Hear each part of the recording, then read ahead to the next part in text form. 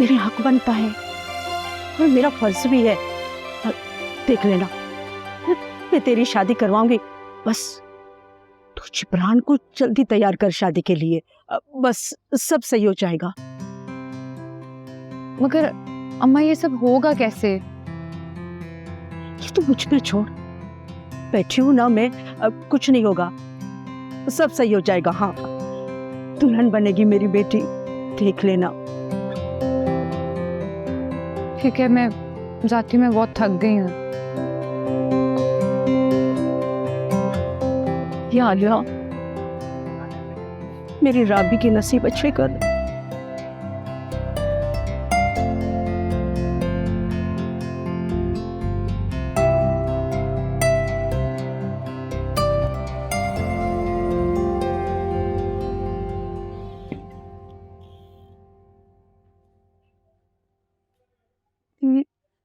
ये लो, खाना खा लो।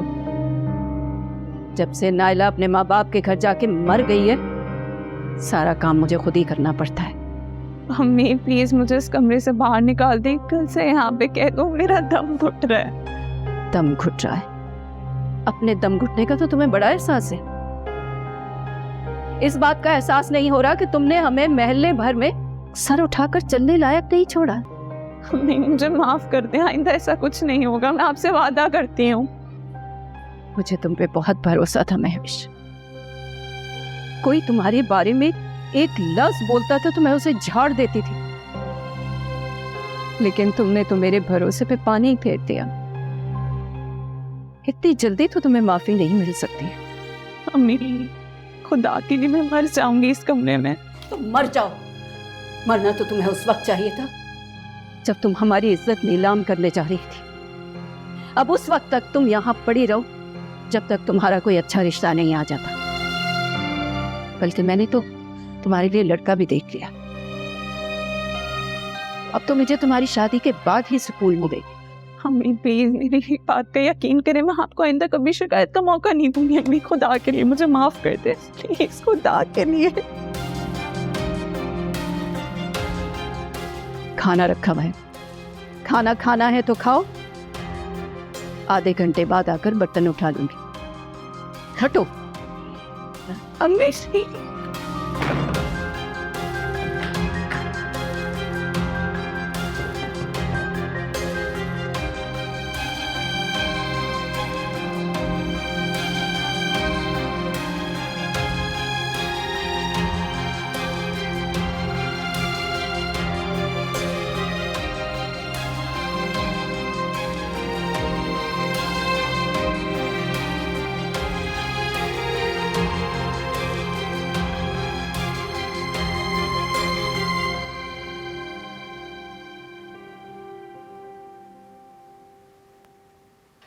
मैडम, मुझे ये कहते हुए शर्मिंदगी हो रही है कि दाऊद साहब आपके शोहर हैं, इनकी सरगर्मियां कंपनी के इमेज को खराब कर रही हैं। शेख साहब ने भी मुझे एक ऐसी ही रिपोर्ट दी थी।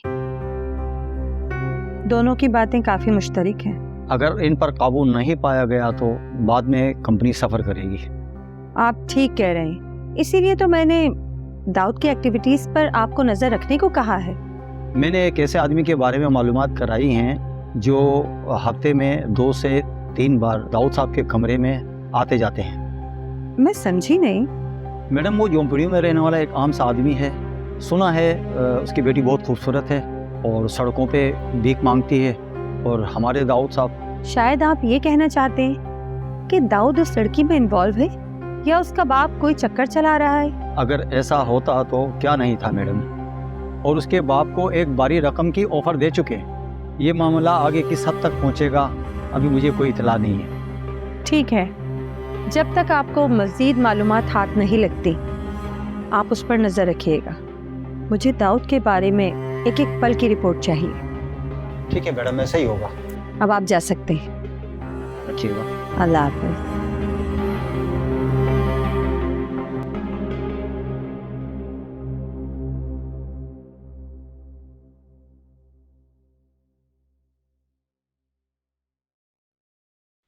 रावी, तुम अभी तो गई थी, अभी फिर आ गई? बाबा मैं बिल्कुल ठीक हूँ, तुम्हें परेशान होने की जरूरत नहीं है। मुझे पता है कि तुम अब बिल्कुल ठीक हो,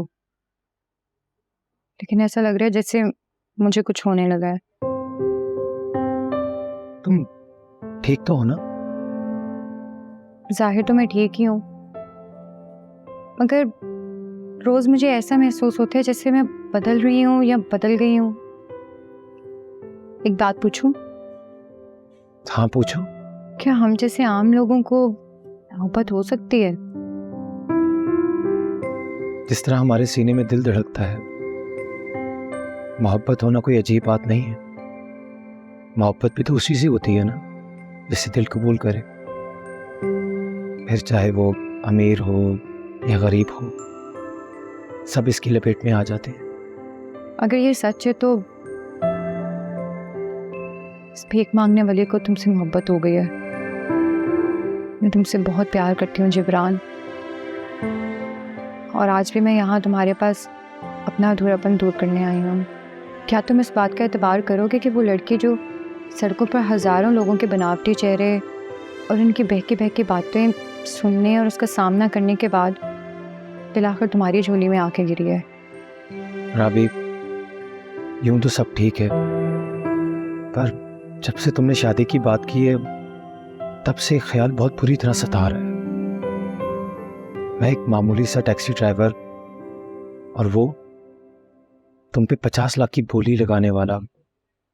कहीं ऐसा तो नहीं कि शादी के बाद तुम्हें इस बात का एहसास हो कि तुमने गलत फैसला लिया या तुम अपने फैसले पे पछता रही हो? पछताने का तो सवाल ही पैदा नहीं होता है। ये एक कमरे का मकान ही मेरी जन्नत है। अगर भूख प्यास से मैं मर भी गई ना तो भी पछतावे का एक लफ्ज मेरी जुबान पर नहीं आएगा, क्योंकि तुमसे शादी करने का फैसला मेरा अपना है।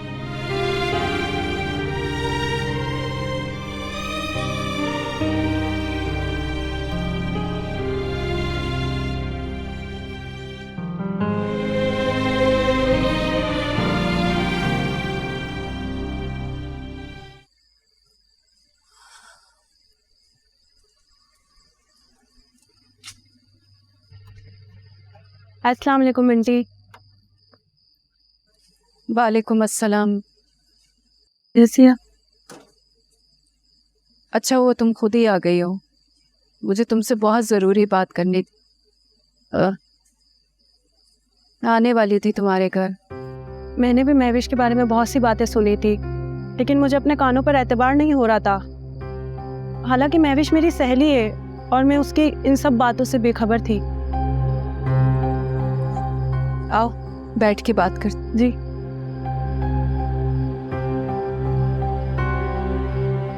बैठ।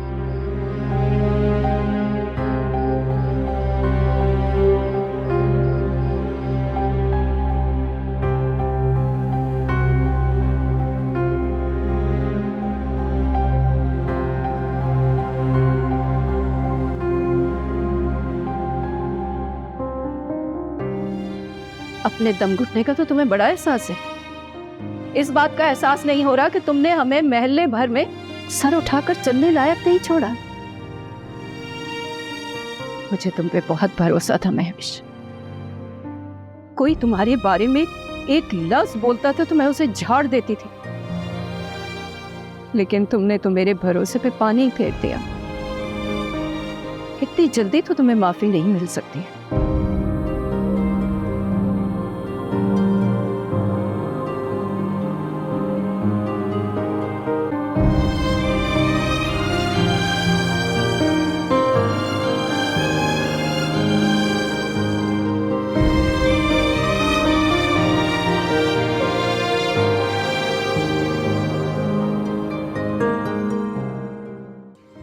महविश तुम्हारी सहेली है और तुम्हारे बारे में हमने कभी कोई गलत बात नहीं सुनी, तो तुम्हारी सहेली होते हुए वो ऐसा काम कैसे कर सकती है? यही बात सोचकर मुझे भी परेशानी हो रही है कि उसने ये सब कुछ कर लिया और मुझे एक बार भी बताना ज़रूरी नहीं समझा। हालांकि मैं उसे समझाती, उसे इस बात से मना करती, शायद उसे उसी बात का डर था। हाँ शायद यही वजह होगी। अब तुम ही बताओ कि हम क्या करें।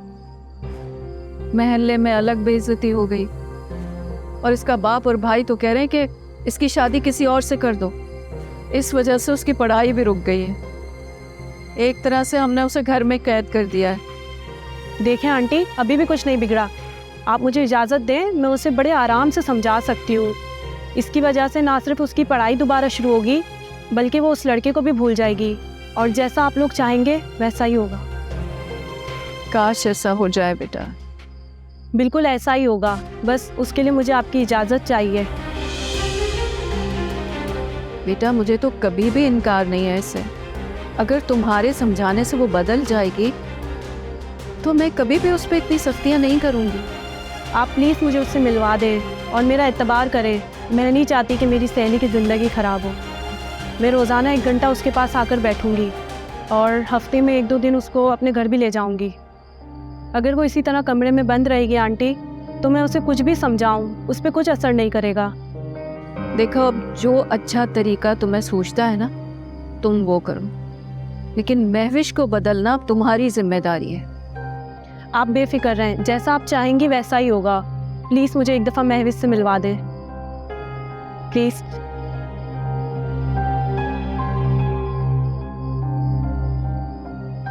आओ मेरे साथ।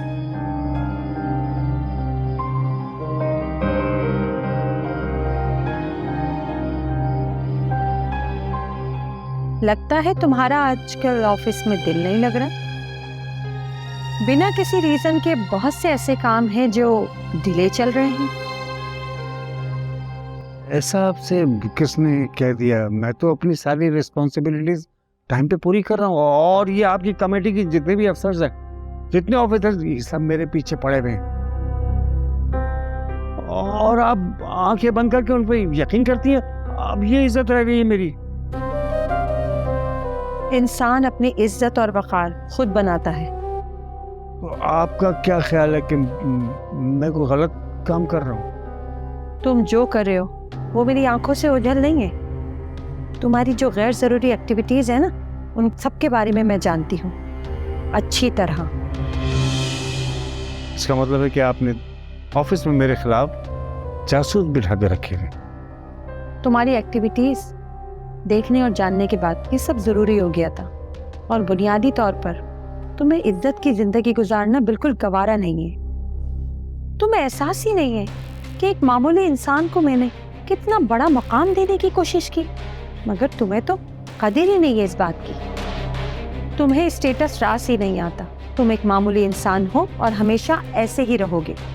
बेगम, ये सब क्या है? आप हमेशा मुझे जलील करती रहती है। मुझे पता है आपने मुझ पे एहसानात किए हैं। मैं चाहूं भी तो इसका बदला नहीं उतार सकता, लेकिन आप मुझे डिग्रेड करती रहती है।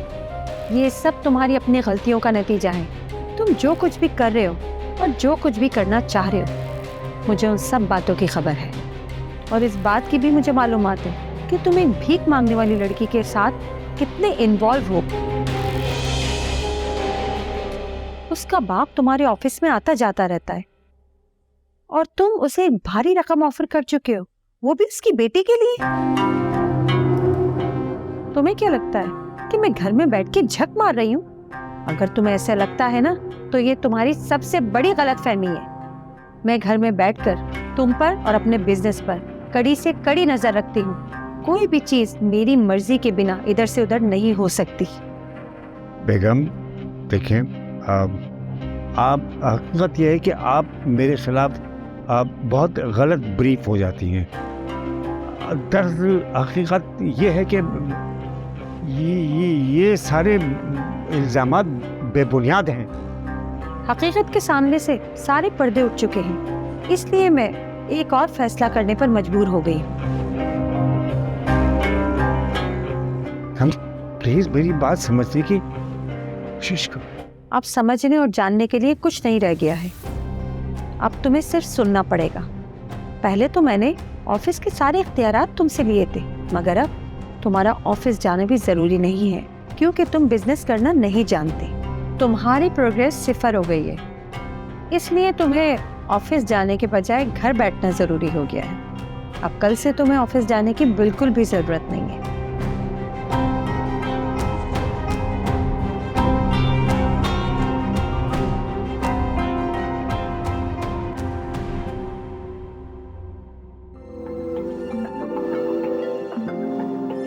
जबरान वल्द अली रज़ा आपको राबिया वल्द अब्दुल कयूम 10,000 महर के साथ कबूल है?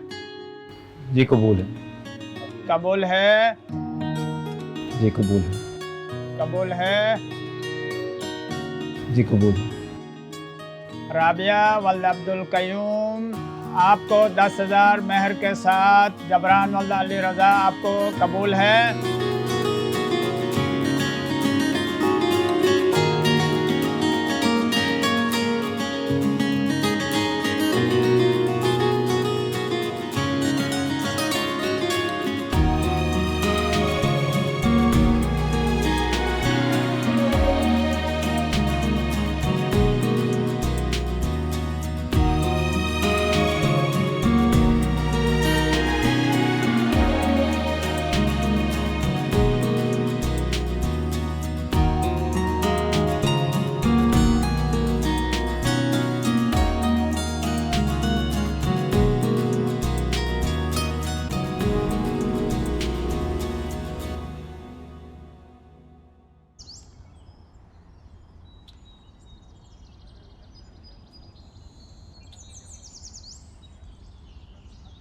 अस्सलाम वालेकुम आंटी।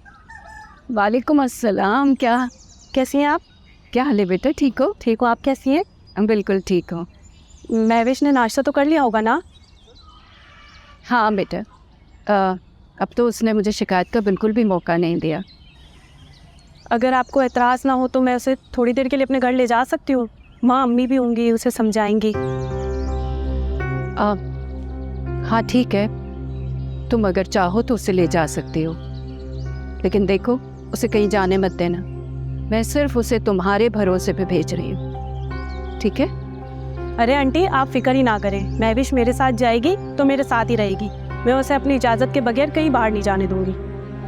ठीक है बेटा, वो अपने कमरे में ही है, तुम चाहो तो उसे ले जा सकती हो। Thank you aunty.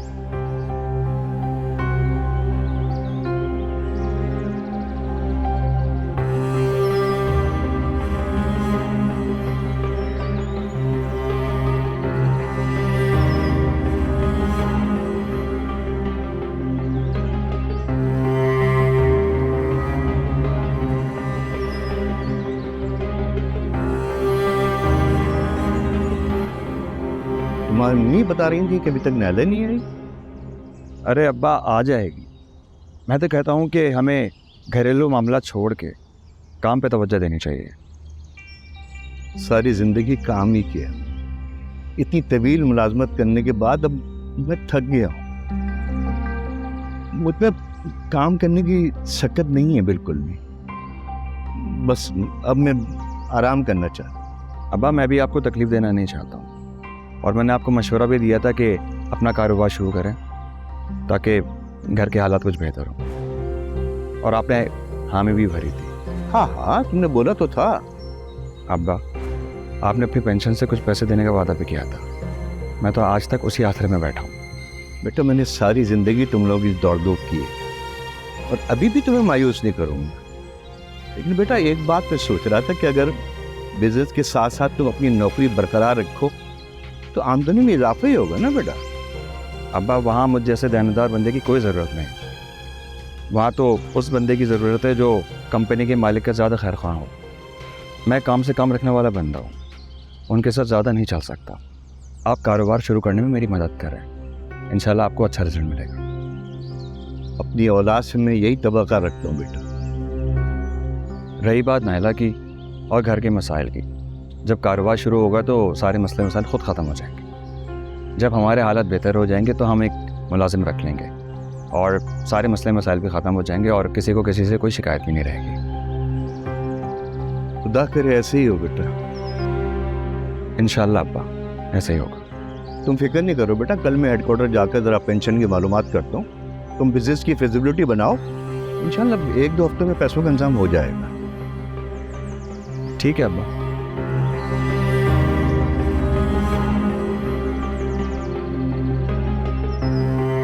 नसरीन, ये तुम मुझे कहाँ लेके जा रही हो? मुझे तो ये पता था कि हम तुम्हारे घर जा रहे हैं। खामोशी से मेरे साथ चलो।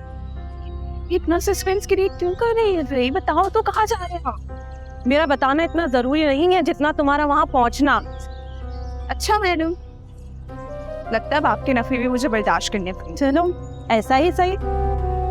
तुम बिना मैं तुम्हें बता नहीं तो अब्बा के पास जल्दी जाना है, वरना वो आज हम पहुँच जाएंगे, फिर इसमें जल्दी पहुँच जाएंगे। तुम चुपचाप से मेरे साथ चलो तो सही इस दफा। नसरीन, तो मुझे कहाँ लेके जा रही हो? मेरी बहुत बस हो गई है यार, गर्मी देखो। रुको, अभी पता लग जाएगा। रुक जाओ, बस अभी पता लगेगा। ये कहाँ ले आई तुम मुझे? ये यहाँ कौन रहता है? कोई तो रहता होगा। हाँ, ये तो मुझे भी पता है, लेकिन फिर भी कौन रहता है यहाँ? अब तो मुझसे ऐसे छुपा रही हो। मैं तुमसे कुछ नहीं छुपा रही हूँ। एक तो ऐसी अनजान जगह पर तुम मुझे लेकर आई हो, ऊपर से कह रही हो कि तुम मुझसे कुछ नहीं छुपा रही। आज ये अनजान जगह लग रही है, लेकिन कल के बाद ये अपनी लगने लगेगी। अच्छा, रुको।